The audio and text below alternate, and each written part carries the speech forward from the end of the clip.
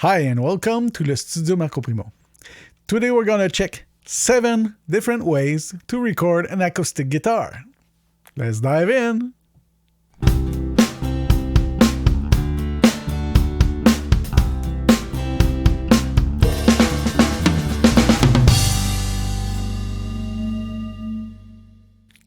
Alright, the first technique would be to record from the preamp inside the guitar. Many guitars have preamps. Usually it's a piezo under the bridge.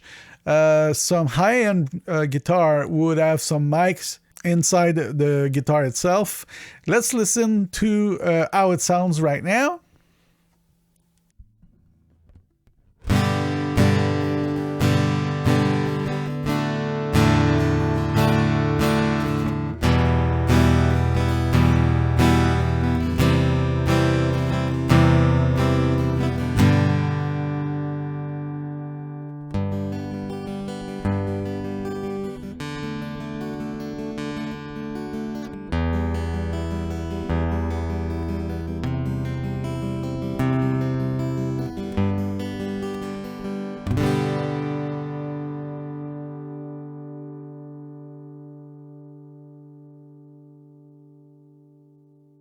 So the first thing that I hear is that the high frequencies are a little brittle, maybe too present, and it's not sounding very natural, not as if you listen to a guitar in a room. So we're going to check in the software how it looks. Let's listen just a tiny bit.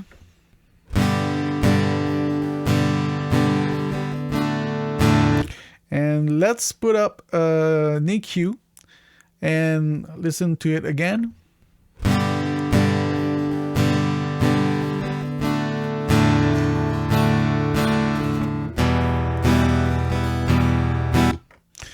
Well, actually, the EQ curve is very flat. There's no big bump or stuff like that. But the character of the frequencies are not very good sounding to my ears. If I try to EQ the sound,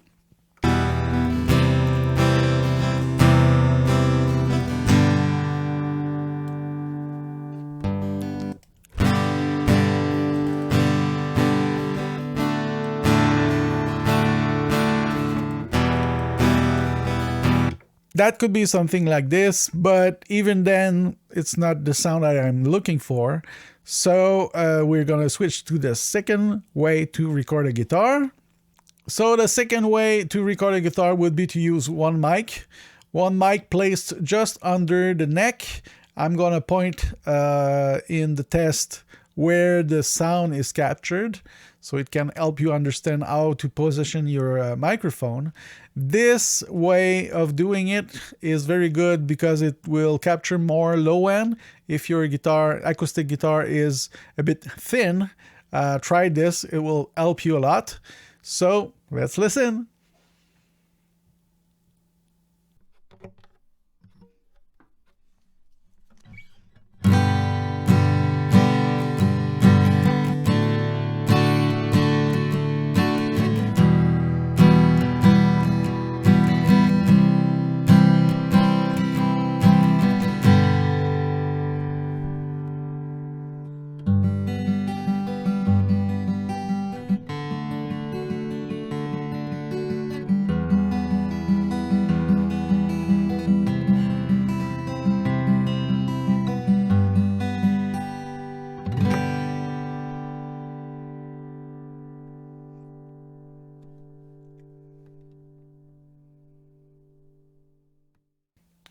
All right, not bad. Let's pull EQ again and check the frequencies. I'm going to play just a tiny bit before in samplitude.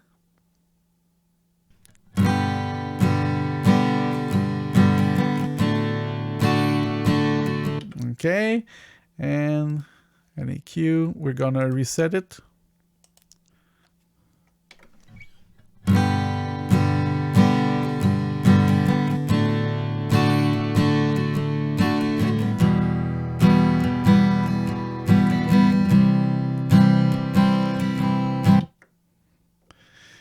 So you hear that, and you see that this time there's a lot of low end. The high frequencies are tamed. They are very sweet. Maybe too much low mids. We can adjust that with the EQ. Let's listen again.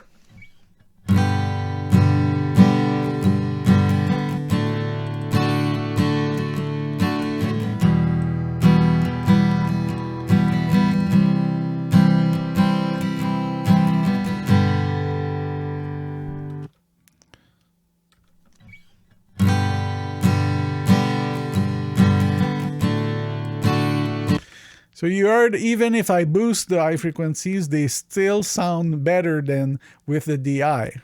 So the third way of recording an acoustic guitar is the classic one. You take your microphone and put it just facing the 12th fret on your fretboard, and then you can turn it toward the sound hole if you want a bit more low end. And let's listen how it sounds.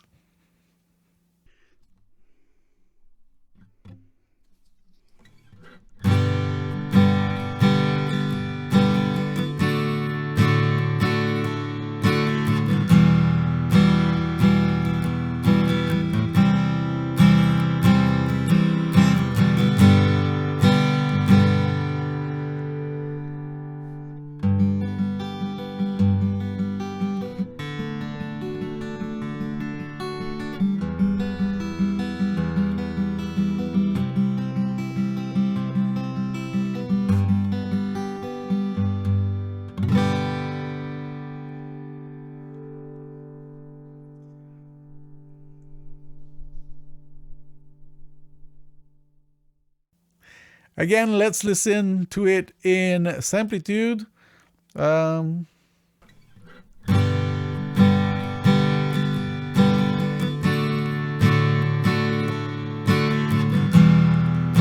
Okay.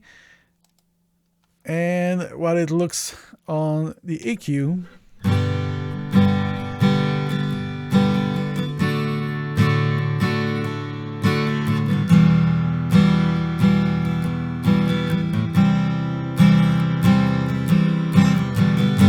So you hear that the sound is very close to the second way, below the neck, but the frequencies are very different.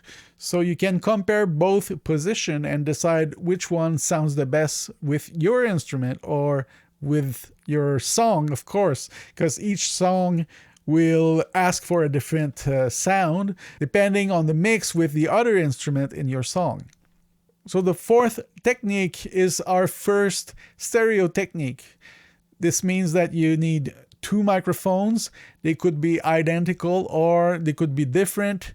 If you have two different microphones, listen to them and take the one that is brighter and put it below the bridge or aside of the bridge, and the one that is a bit less high frequencies goes to the fretboard.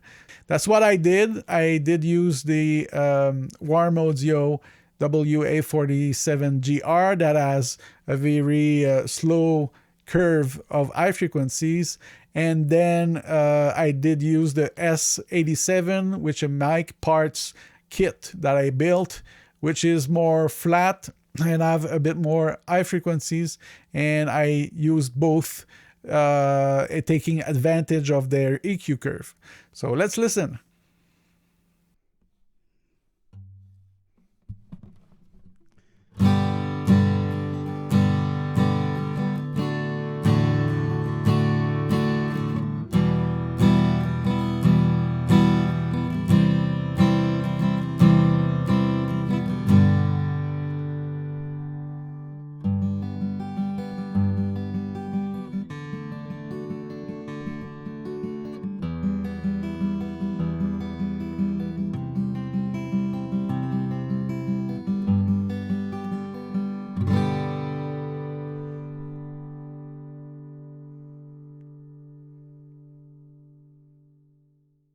So let's listen to the WA47GR first, alone.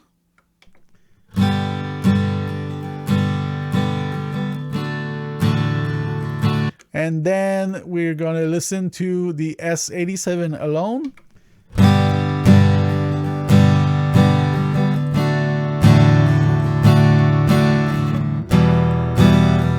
And then we're going to pan them left and right and hear how they sound together. Left and right.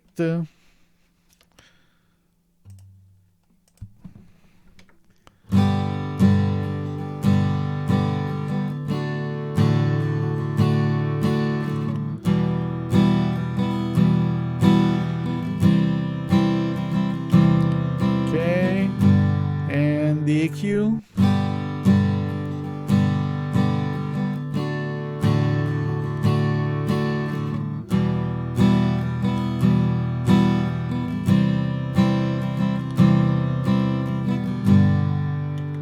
Again, a little bump in the low mids that you can EQ out, but this sound is very appealing to me, depending on the song.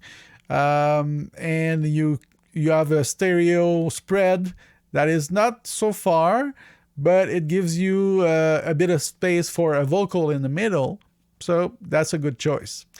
So the fifth technique will be XY, meaning that there's a capsule pointing to one side and the other capsule of the second mic pointing the other way, so they make necks if you look them from the top, and that's why you're gonna hear some stereo spread but very focused.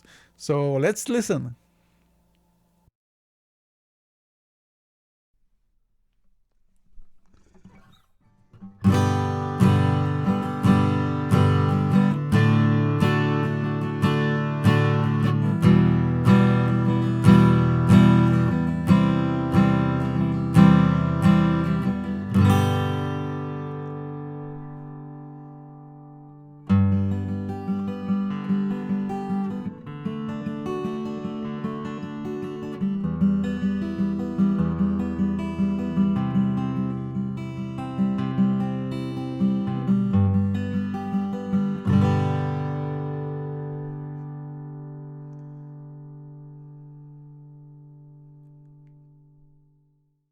All right, let's listen into samplitude again.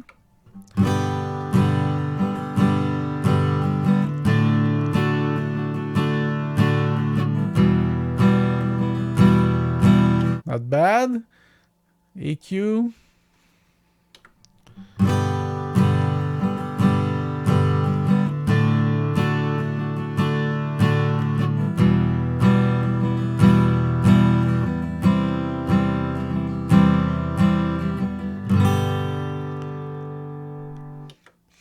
Okay, so another thing to try. Of course, with my guitar, there's always a bit more low mids, but maybe yours won't do that. And one of those techniques will emphasize the right frequencies to give you the best sound. So the next technique will be to do mid-side recording. Mid-side will be using one cardioid microphone pointing directly to the source, then using a figure of 8 microphone. Some microphone has multi-patterns. Figure of 8 is using a double-side capsule, and both sides will capture sound. So you're putting them to the side, so the source will be in front and both capsule this way, so they will capture the ambience left and right. The advantage of this technique is that on post you can decide how much stereo spread you want in your song. So let's listen how it sounds.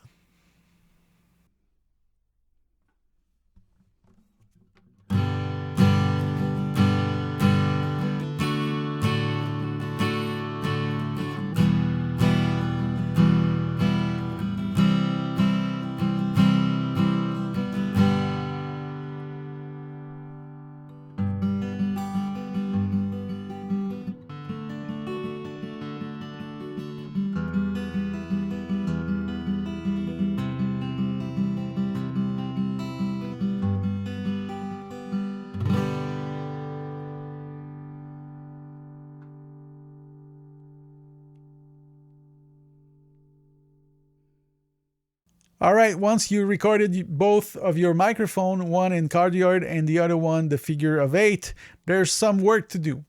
There's two ways to do it. Either you duplicate the figure of 8 track to a second track, and then you pan them left and right, and you need to invert the phase on one of them.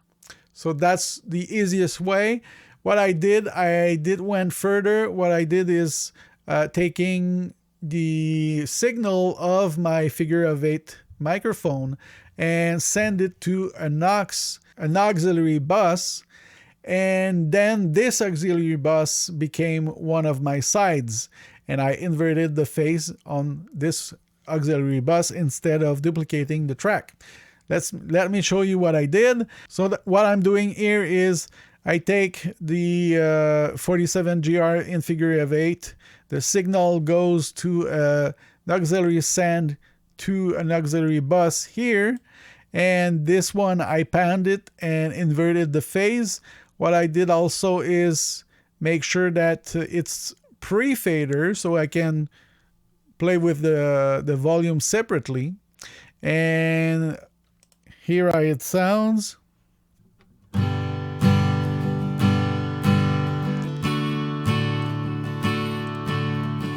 So that's the good thing with this technique, is that you can decide on post to go wider in the stereo spread or more in the center by changing the side volumes. Before I go further, I will explain a few ways to link tracks together so it can help you if you have a wider mix. The first thing that you can do if you want to do anything on two separate tracks, you can just select them. Select the first one and then hold shift and select the second one, and then both will be controlled together. So this goes for the volume, panning, gain, and many other settings. Another way would be to link them together as stereo channel. So right here, aside of the channel, you have a little sphere. You just click on it and it will link both channels together. You see? And of course, if you have more than two channels, so what you can do is create a VCA group and put them together. So here you click on VCA, assign to a new VCA group.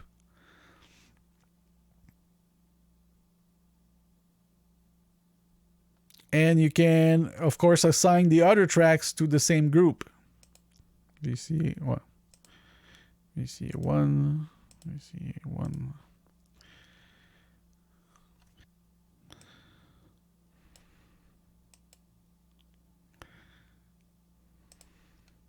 And now if you use the VCA fader, it will affect all the faders that you assigned to it, like this. And there's a ghost image of where the faders would be if it was not controlled by the VCA. So let's listen.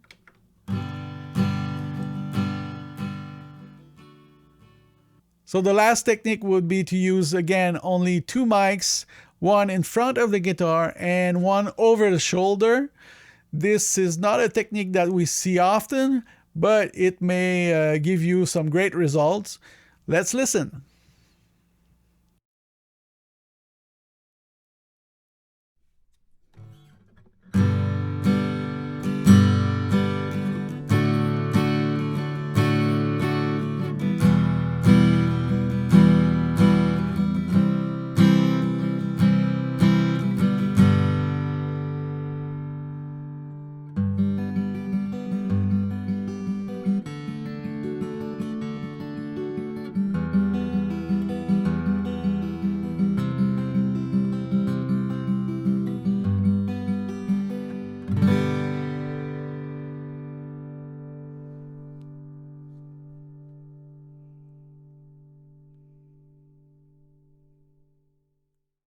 Okay, so we're gonna listen to the 48 June.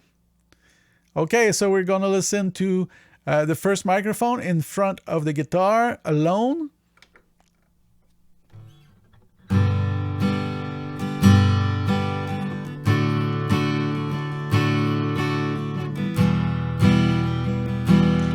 Okay, and the one over the shoulder, it usually will capture a bit more of the room that way. So if you don't have any acoustic treatment, maybe it will sound good, maybe not. You have to try it, of course. So let's listen to the shoulder.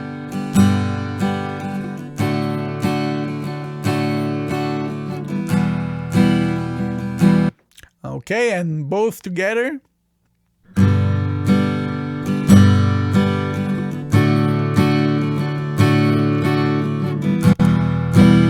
And in stereo.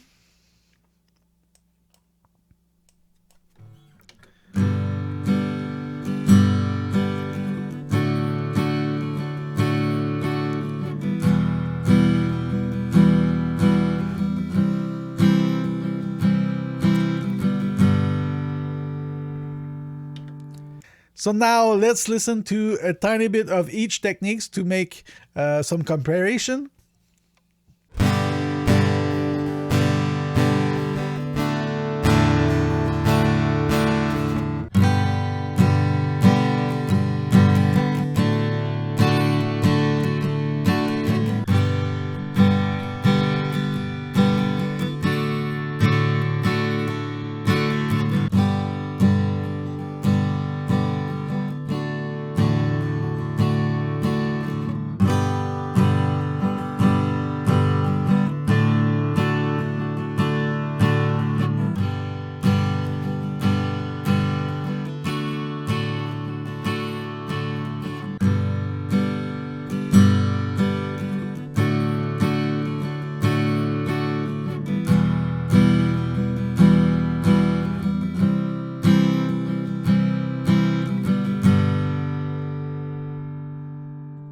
I hope you liked this video. If you did, please click on the like button, consider subscribing, hit the bell to get notifications, put questions and comments below, and suggestions for new videos if you want.